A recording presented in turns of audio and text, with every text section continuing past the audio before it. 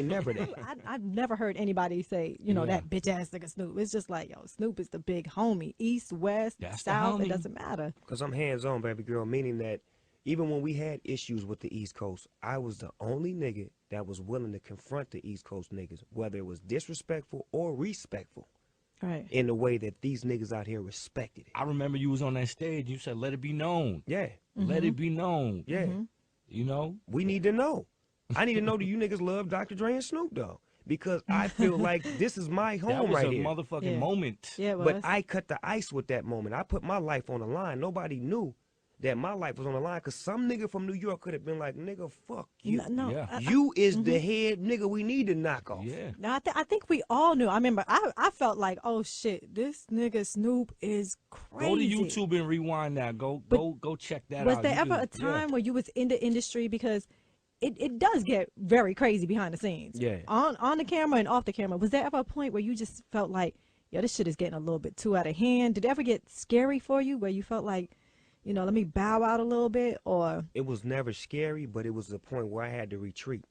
And that was when Biggie Smalls had got killed. That's when I called Minister Farrakhan, because I didn't think that was right. You know what I'm saying? Biggie Smalls was a friend of mine. You know what I'm saying? I had a lot of love for him, and I didn't want the information to be relayed like the West Coast niggas killed him. You know what I'm saying? So when I got with Minister Farrakhan, it's documented that he had all of the rappers and myself come to his house, and we got structure. That's when Fat Joe gained all respect for me, because he had issues with Ice Cube, and he got at Ice Cube like a real motherfucker. A real mother. And he drove out there.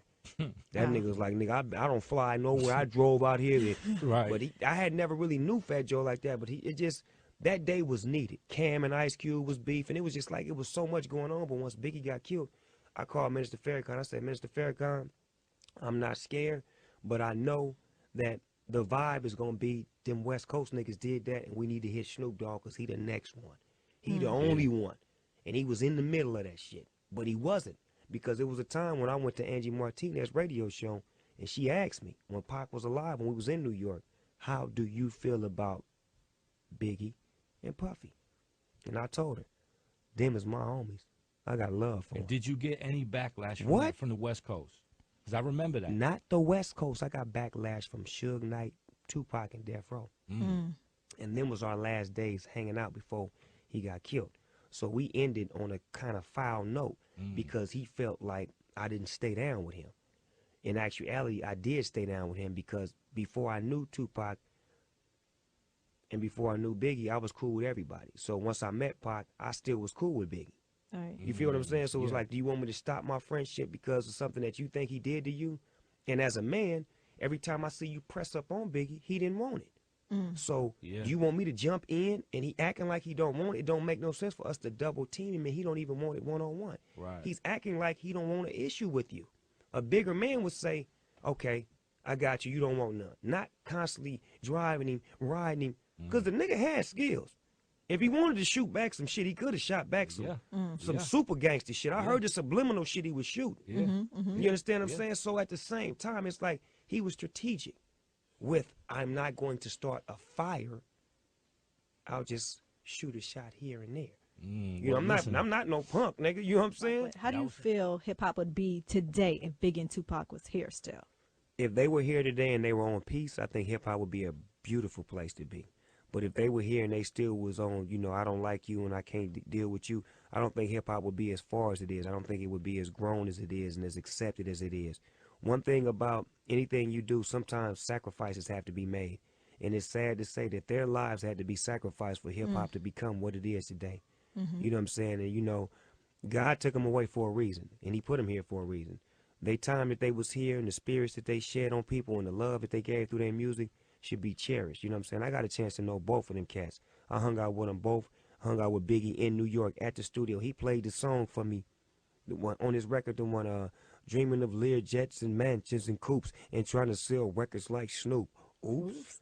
Right. He played that record for me before he passed away in the studio, and then he was in the other studio with Premier working on the 10 Crack Commandments. He had 3 rooms popping at one time. I was in there with her smoking that real shit. I think what's surprisingly interesting about this, not to speak long, is Tupac's so-called relationship, or Snoop Dogg's relationship with Tupac and the rest of the members from Death Row, how he said they kind of hated on him, and that he was still kind of friends with Biggie.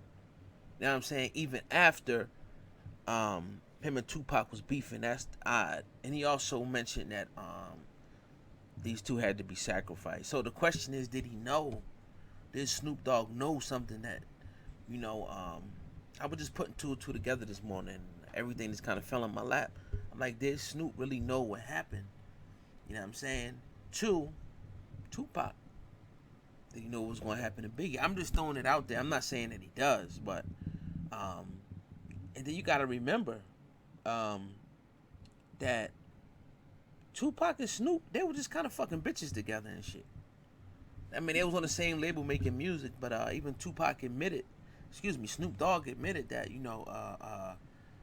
Snoop Dogg was fucking an actor, and that, Tupac fucked his bitch, his main bitch.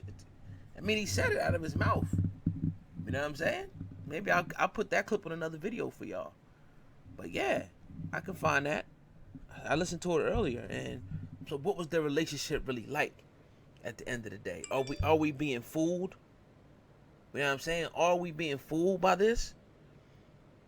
Did they really fuck with each other, or was they just on the same label, getting money, fucking bitches? You gonna be cool with a nigga, y'all on the same label, y'all getting money, y'all partying and fucking bitches, y'all gonna be ace boom coon. But is he really, is he gonna really ride for you? Is he gonna ride? Was the magical question. So there's a lot of stuff surrounding the Tupac death. It's never been, nobody's ever been captured. Again, in the busiest area, the biggest event that night in the city of Las Vegas, bright lights. Nothing. All these video cameras, FBI surveillance. They come away with nothing. Really? Y'all really gonna say and believe that? See, I'm here to open up your mind and make you think. The voice of the people. So what I'm saying, what the people's thinking, like, nah, I'm not buying that. Believe half of what you see and none of what you hear. You know what I mean? Or whatever, however, you know how the saying goes. I might have mixed it up. But it's applicable both ways. It's applicable both ways. We can't deny that. So, deep stuff to ponder on. Real deep stuff to ponder on. But this is Brother Old God in the Black Hip Hop News. You know what I mean? Make sure you share. Make sure you subscribe. And I need y'all to do me a quick favor. Go in the description box. Right? Hit the blue button in between our little copyright disclaimer. It's a blue button that says new channel right under there. The link. Subscribe to our backup page. I need 10,000 of y'all to do that right now. Everybody just do it. Click. Subscribe to our backup, our new page, Black Hip Hop News Reloaded. You got to have a few pages in this game. You know what I mean? So you make sure that you never miss us. You still get updates and all that. When enough of y'all start going over there, then, we can switch it up and give y'all a bit of a different, mix. But this is your brother Old Guy in the Black Hip Hop News. Hip Hop News from a street conscious perspective. Your number one source for hip hop and entertainment news. And sports. Sports is coming too. But all right, man, I'm out, man. Peace. Have a beautiful day, too.